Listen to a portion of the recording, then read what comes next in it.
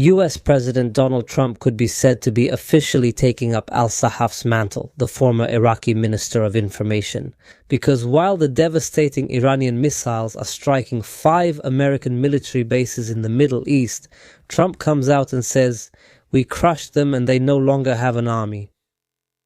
But leaked behind-the-scenes details from the White House reveals a shocking and completely humiliating truth. America has agreed to Iran's conditions, and the agreement will be announced within hours. So today, we will reveal to you the latest of these developments, and we will tell you exactly what happened at Kuwait airport, because there is a puzzling mystery surrounding this incident. Was America really involved in bombing this airport with this mysterious drone? We have important details for you today, but after this break, stay with us.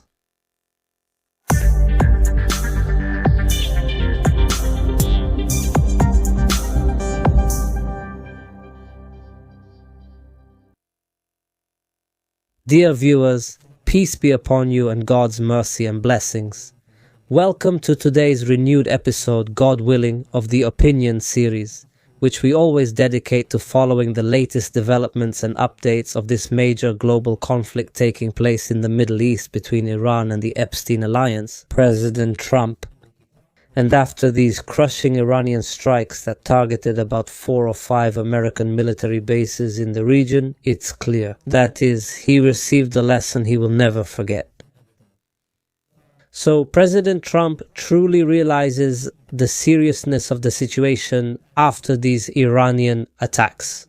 He knows very well that dealing with the Iranians today is completely different from how it was before, meaning that now you can no longer provoke the Iranians. And expecting that there will be no response, or that the response will be simple or symbolic or something like that, means that this era is over. So Trump, after 24 hours of this escalation, finally gave a statement about what happened.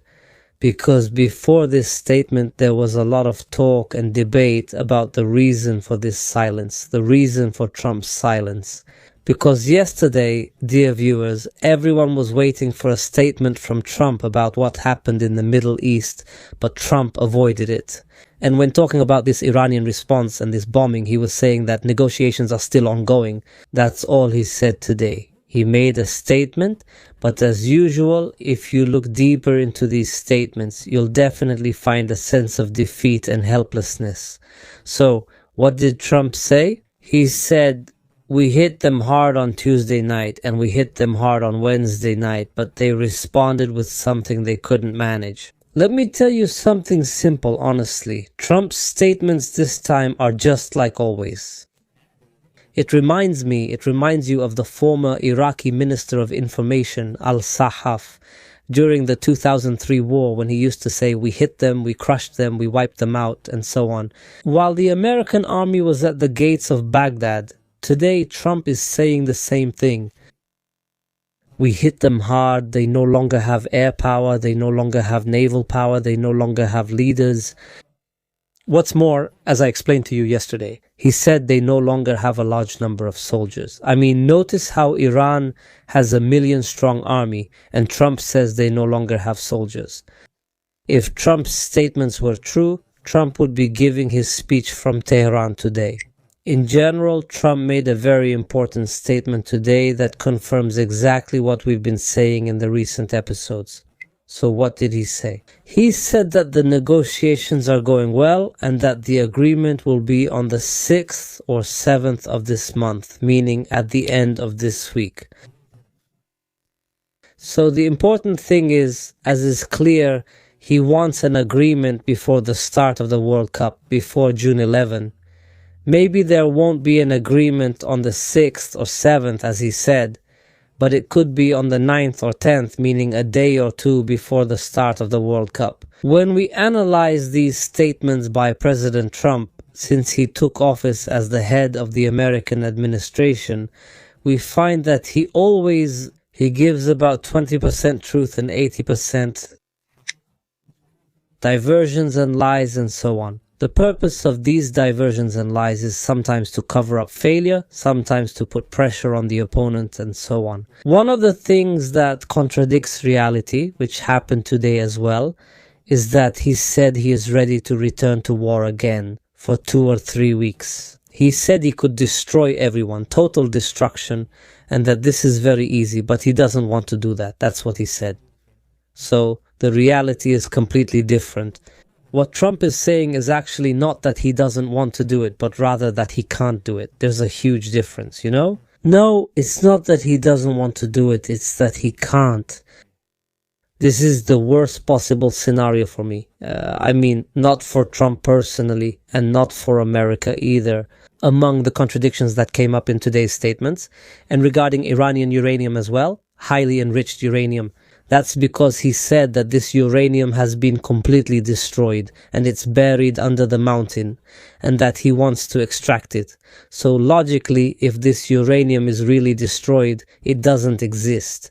How does he want to extract it? I mean, there's always a contradiction in Trump's statements. Didn't he say last year that he had already stripped Iran of this uranium? And he made his Hollywood-style show back then, right? I mean, talking about the capabilities of the B-2 strategic bombers and other bunker-busting missiles. In the end, it turned out he was just hitting the gates. I mean, the gates of these underground nuclear facilities as well. Among the contradictions in Trump's statements today also concerns the Strait of Hormuz, because Trump said that the US Navy used minesweepers and removed these mines from the Strait of Hormuz. So if this is true, why do we find... One of the terms America is insisting on in this upcoming agreement is requiring Iran to remove these naval mines in the Strait of Hormuz. This means that they still exist as well. Trump has a different explanation for the ceasefire. Because one of the journalists asked him this question, he said, "How is the truce still in effect? While we see from time to time military strikes happening, how is this truce still in effect?" And there are mutual military strikes between both sides every now and then. So he asked him, what does a ceasefire mean to Trump? He gave him a strange answer, honestly. He told him that this region is different from the rest of the world. He said that a truce in this region is...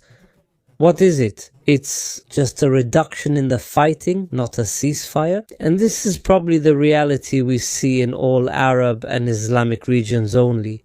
I mean, these areas really for a long time have never known real peace. They only know a reduction in the fighting. We find this in Sudan, in Libya, in the Sahel countries, in Syria and Iraq, in Gaza, in Palestinian communities inside Israel, and so on. If any country in these Arab and Islamic regions enters into internal fighting or military conflict, know that the war will not end. There will only be a reduction in the fighting.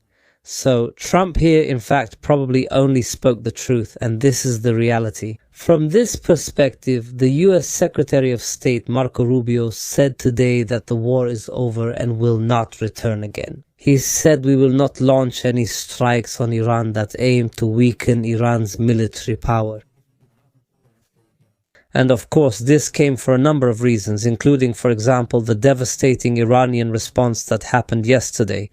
The response sent strong deterrent messages, and honestly, that's also one of the other considerations. And what happened today from the US Congress? The US Congress today approved a resolution that limits President Trump's powers regarding Iran. This means that Trump no longer has enough authority today to take military action against Iran. And this decision, on the surface at least, was probably a shock to the Epstein alliance, because it clearly removed the American threat to the war alliance and eased the pressure on Iran. But on a deeper level, the decision is completely in line with what Trump wants now, at least at this stage. Trump found an excuse to hide behind, claiming that it was what prevented him from returning to war, that Congress was the one that stopped him from going back to war. This decision passed by a simple majority of 215 votes to 288 votes. Some members of Congress from the Republicans voted with the Democrats on this decision by limiting Trump's military powers against Iran. On the surface, we see that the Republican members turned against Trump and don't want war, and so on. But when we look deeper, Actually, everything is orchestrated. Trump is the one who doesn't want war, now. Today there was a new speech by the Iranian Supreme Leader Mojtaba. From his perspective, he said that America and Israel failed to achieve their goals, meaning that they were defeated in this war, and that now they are shifting their efforts to create internal divisions through two means: weakening the people's resilience and planting doubts in the minds of the country's officials. It's no longer a matter of military threat at all, meaning there has been a strategic change now in Trump's goals, in his violations, and in Trump's plans. Khamenei said that now they are working to spread despair and pessimism among the people, among the Iranian people. Khamenei spoke about an important point that everyone should pay attention to. He said that the system led by America, which created this Israeli entity, cannot accept Iran being strong and independent, because of course any country that is strong and independent will not be submissive. This is well known. They want these Arab and Islamic countries to be submissive to them, especially these Islamic countries that have the qualifications that make them capable of developing into major powers. The important thing today is that there is definitely an agreement coming. There is no debate about this agreement. According to media reports and leaks, it is said that the agreement is set in 4 consecutive stages. They say the first stage will only be to strengthen this truce. That means stopping the war on all fronts, including Lebanon. If the war does not stop in Lebanon, there will be no agreement at all. And Trump said today that the war has stopped, meaning in Lebanon, and he said that there is an agreement between Lebanon and Israel. So the second phase will be about the Strait of Hormuz, about opening the Strait of Hormuz, lifting the naval blockade, and we will see how this phase will go. I mean, will Iran actually impose fees on ships or not? The third phase, they say that America will release the frozen Iranian funds and assets. Then after that comes the fourth and final phase. They say it will be the beginning of negotiations on the Iranian nuclear program. So all these phases have no set duration, but they are conditional. What is this condition? In order to move to the next phase, the previous phase must be fully implemented. For example, in order for America to release Iran's frozen funds, Iran must have already completed the previous phase. That means, for example, opening the Strait of Hormuz to ships and so on. While the fourth and final phase is clearly going to be the longest of these phases, it might last for many months, maybe even years. No one knows. Iran will never give up its most important points of strength, so negotiations over the Iranian nuclear program will be extremely difficult and long-term, with a lot of back and forth. Today, there is only a preliminary agreement, a 60-day truce agreement, and we see that the negotiations are complicated and difficult. So imagine how tough negotiations over the Iranian nuclear program would be. It will definitely be extremely tough negotiations. The American network CNN said that the most important outstanding issue in the negotiations today, which Trump wants to remove from this upcoming agreement, is the issue of compensations. The compensations that Iran is officially demanding, Iran wants immediate compensations, meaning right after signing the agreement, while America is trying to postpone that to later stages. Because they don't want to, give money to Iran now. They don't want to give Iran any financial relief that would get it out of this crisis, because they want to compensate it, because they are the crisis. And keeping this issue as a tool to pressure Iran, maybe there will be changes, protests inside Iran, and so on, and things might go back to renewed tension or even military intervention and so on. So this is the core of the current disagreements. CNN? It said that Trump told his advisors that he would not sign an agreement in which America gives money to Iran immediately and directly. So, according to the current information, this is the core of the crisis, which means that it's basically over now and the agreement is ready. We are now living through the final hours of back and forth before announcing the new agreement, which also happened today. Dear viewers, this concerns the bombing that targeted Kuwait International Airport, which destroyed part of the airport terminal. In the previous episode, which was yesterday, I raised a number of questions about this strike. Why did Iran target these facilities? The facilities? What is the purpose of that? I asked if it was possible that the strike came from Israel, I mean, there are attempts to create discord between Iran and Kuwait today. Iran got involved. To clarify the matter, she said that some investigations were conducted, and she said that the strike was definitely not by an Iranian missile. This means she admitted it. She said that the strike might have happened as a result of a malfunction. It happened with an American interceptor missile, meaning a missile from the American Patriot system failed to intercept the Iranian missile. Instead of heading toward the Iranian missile, it headed toward this airport. Kuwait had said that the strike came from an Iranian drone, and today they actually showed a video that shows the moment a drone crashed at the airport.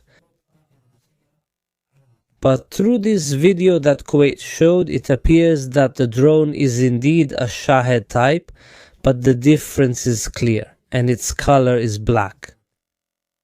Everyone knows that Iranian Shahed drones are white, while the American version, and this is shown in the pictures, if you look closely you will find it, the American version of these drones is black, which raises the question, who is behind this drone? It's true that Kuwait is right that the strike was carried out by a drone, and it's clear in the pictures that it's a Shahed type. But Iran denies that the drone belongs to them, and the drone is black, so this mystery remains puzzling. Really, who is behind this drone? Could it really be America? Could it be Israel? And why is this happening? What does it mean? Answer us in the comments below this video, and don't forget to subscribe and hit the like button. Peace be upon you and God's mercy and blessings. See you next time.